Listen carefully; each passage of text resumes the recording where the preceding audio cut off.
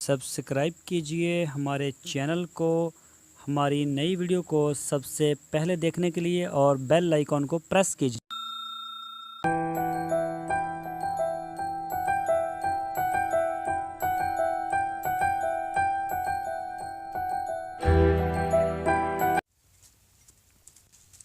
बिस्मिल्लाहिर्रहमानिर्रहीम। अस्सलामुअलैकुम मेरे दोस्तों, क्या हाल चाल हैं। मैं उम्मीद करता हूँ कि मेरे तमाम दोस्त खैरियत से होंगे। तो दोस्तों, ये आप अपनी स्क्रीन के ऊपर देख सकते हैं, ये गाय हैं और इसमें कुछ बकरियां भी हैं जो चराई के लिए बाहर आई हुई हैं। और ये लोग अपने जो इनका फार्म है वहाँ पे इनको चारा भी डालते हैं और जो दूध देने वाली गायें हैं उनको वंडा भी डाल देते हैं। और इनका कहना है कि जब ये बाहर आके घास वगैरह खाती हैं या फिर जैसे आजकल कपास है उसकी कटाई है तो उसके साथ अभी काफ़ी टिंडा लगा हुआ होता है। छोटा छोटा जो टिंडा खा लेती हैं वो होता भी मीठा है।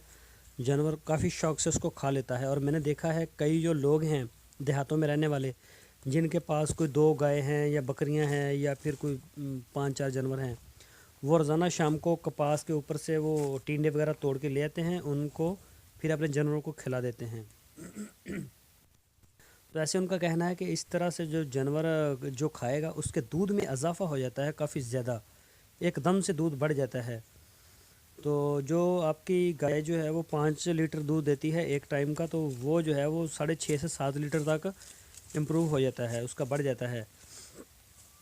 तो ये लेके आए हैं बाहर इनको, ताकि बाहर जो है आजकल घास बहुत है और टिंडा वगैरह बहुत ज़्यादा होता है। और आप देख सकते हैं कि ये काफ़ी शौक से खाती भी हैं। और जब खाती हैं तो इससे जो है इनका चारे की काफ़ी बचत हो जाती है। चारे की भी बचत हो जाती है, क्योंकि आजकल चारे की जो वैसे हमारा काश्त किया हुआ होता है वो उसकी आजकल काफ़ी किल्लत हो जाती है चारे की, क्योंकि जो ज़मीनें वगैरह होती हैं वो कपास उनमें उगाई होती है ज़्यादा और चारा कम होता है। और आगे से जो लूसन या बरसीम वगैरह उसकी काश्त के लिए फिर उसको तो तकरीबन 2 महीने के बाद जाके कटाई उसकी शुरू होती है। तो इस वजह से करके इन दिनों में आके बाजरा भी नहीं होता और लूसन भी नहीं होता, मकई वगैरह और दूसरी ज्वार भी नहीं होती।